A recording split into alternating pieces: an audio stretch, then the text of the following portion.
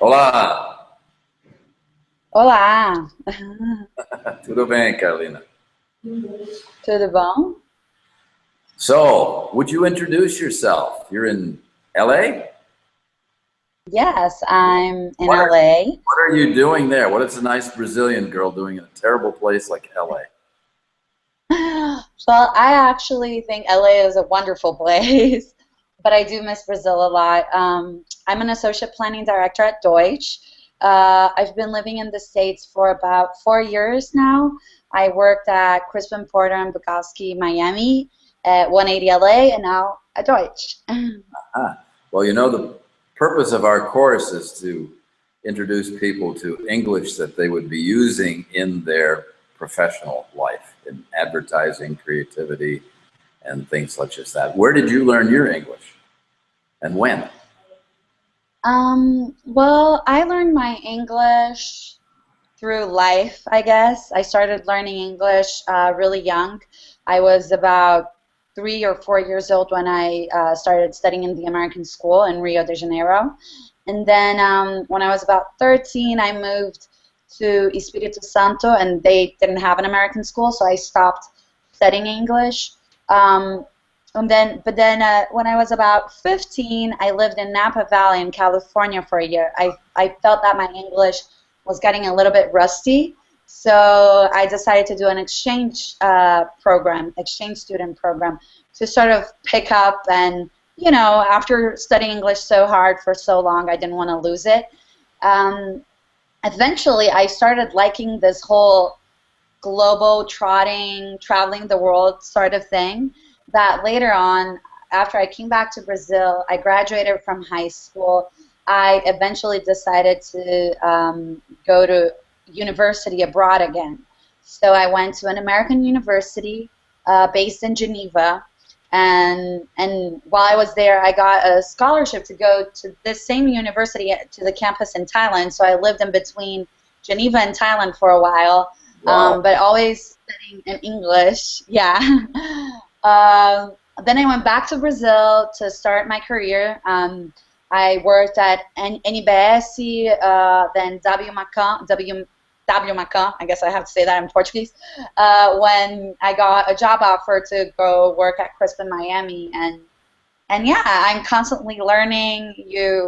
I think the language transforms itself every day as well. I think it's very important for you to consume culture, watch movies, read magazines, read blogs, not just books, but things that are always updating itself. So you're always up to date with today's language. And I don't know. Americans love puns a lot. So you have to understand, like, what are the new things that, what are the new jokes, so you can really communicate properly and clearly, I think. Do you find that your language skills in English are very specific to your professional career? That is, No, not at all. you have a your own terminology that you only use in your job. In a way, yes. I think I mean, before, when I started studying English, when I was really young, when I went to high school, I didn't know I was going to become an advertiser. So when I started working in Miami, while my English was pretty good already, I had to learn a few new terms and a few new expressions that are specific to my job. But these are, I think that it's the same for Brazilians speaking Portuguese in Brazil. If you're starting a new job, if you're entering the job market at an entry-level job, if you're getting, an internship, you're going to learn new terms that are very specific from that industry um, when you join, I guess. So I think it's normal, but in general, it's the world's language, the way people communicate. It's the real world type of language. I think that's what helps you get around and really get through a meeting and communicate, express your ideas. and get things done. And of course, you have, I think, most of all, you have to have the confidence and give yourself permission to make mistakes and understand that that's not your first language and it's okay. So maybe like laugh at your mistakes sometimes. I once tried to say this is a new version, and I said this is a new virgin, and that was really bad. But I was in a meeting, and I just laughed at myself. Everybody laughed, and it's okay, you know, it happens. You have to understand that. Give yourself permission to make mistakes. Yeah, I think. Yeah, I think that's important, and I have the same sort of experience trying to speak Portuguese, of course. And you're going to make mistakes. You're going to be wrong, but I find generally Brazilians are very helpful and understanding, and they try to encourage me. They don't tell me, oh, don't do that. That's wrong. Do you find the same sort of reaction from Americans when you're speaking English? Yes. It depends, though. It depends on the. I think Americans in general, they're more competitive. Brazilians, they're very.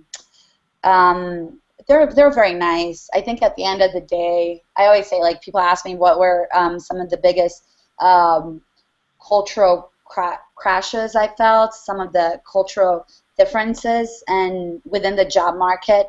And I always feel that for most parts, in the end of the day, Brazilians want to go home at night and put their head in the pillow and know that they're very liked person, that they're a very nice person, that the people, that their coworkers like them, think they're nice. And Americans, they want to succeed. I think more so. So you know, some people, to be very honest, there are going to be some people that are going to try to. Some people are going to be super nice and helpful. Some people are going to try to transform that into maybe a weakness, or make it seem like they have a competitive advantage. But again, like, it's just the way you deal with it. You can transform it into a strength. You know, if you're doing a lot of presentations and you have an accent, sometimes people get a little bit more interested. It can be a little bit more engaging even. So it's really all about how you deal with it, and I think Brazilians are really good with having jogo de cintura. So really knowing how to work that and knowing how to adapt to whoever you're talking to, and sometimes being honest to the person, say, oh, I'm sorry, it's not my first language. I'm sorry, I forgot what this word is. I forgot how to say that. And if you again give yourself permission, embrace it as a second language, for most parts, people are going to appreciate it. I find that most Americans don't speak a second language, so if you put them in that position where they understand how hard it is, a lot of people are like, wow, you know, you speak English probably like better than most people speak, like most Americans speak English.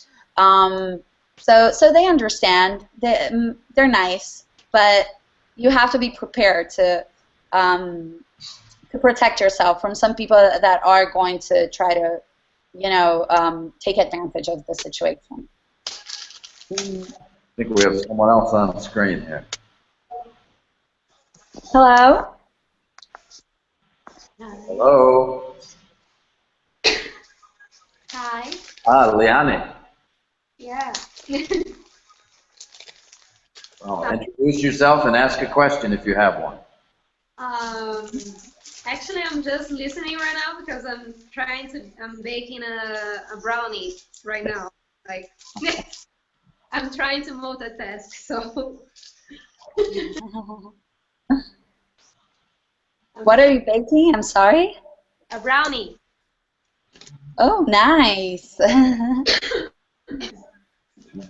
Very American. Yeah. Exactly. But I'm doing a sweet milk brownie, so it's half American, half Portuguese, Brazilian. So, Well, so I thought it wasn't going. So you can keep talking, Carol. Okay.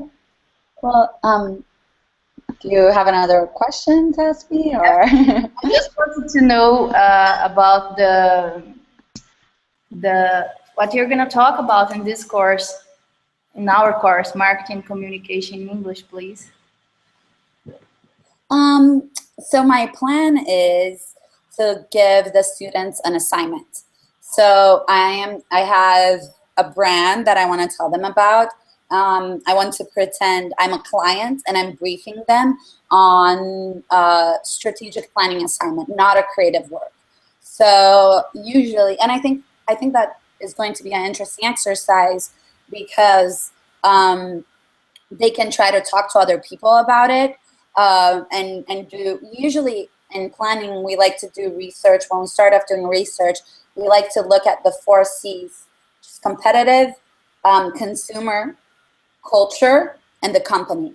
So it'll give them a chance to do a little bit of consumer culture, maybe look for other people that they can interview and chat and really practice their one-to-one conversation skills. And then it'll give them a chance to do a little bit of online research and put a little simple, maybe like 10-slide deck together and present it to the class. Sounds good.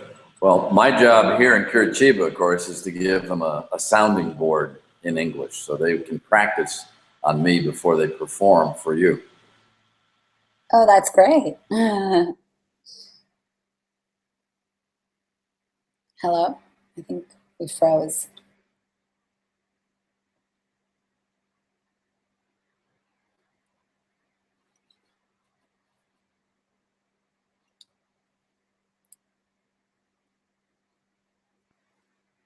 Douglas, I think you froze. I don't know if you can see me, but... Back, but no, we're not getting her back. So until the next time. Hello? Yes. Oh, did you hear me at all?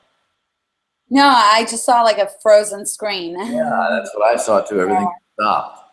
I just said my job here in Curitiba is to be a sounding board for people, and I'll be the one they practice on before they actually perform for you.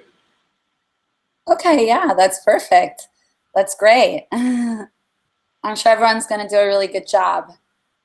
And can I ask you a question? Absolutely.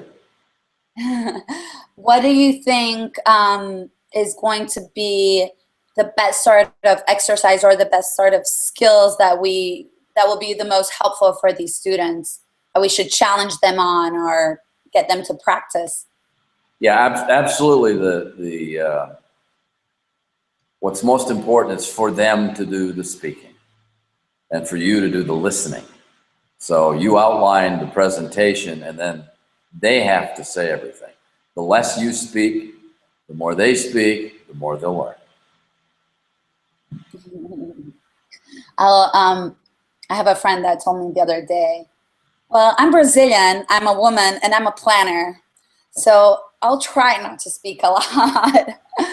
Usually talk a lot. These 3 characteristics together. But no, I'm sure I can do that. I'm also a very good listener, and I do want to get the students to talk and express themselves.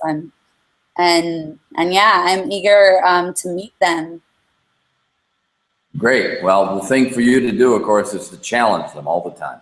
Make sure that they're actually doing the presentation, speaking in English. Of course. Make their life difficult. Okay. I can do that. Well, I guess that probably covers it for now. We're looking forward to seeing the course starting, and we're looking forward to participating with you and making this happen.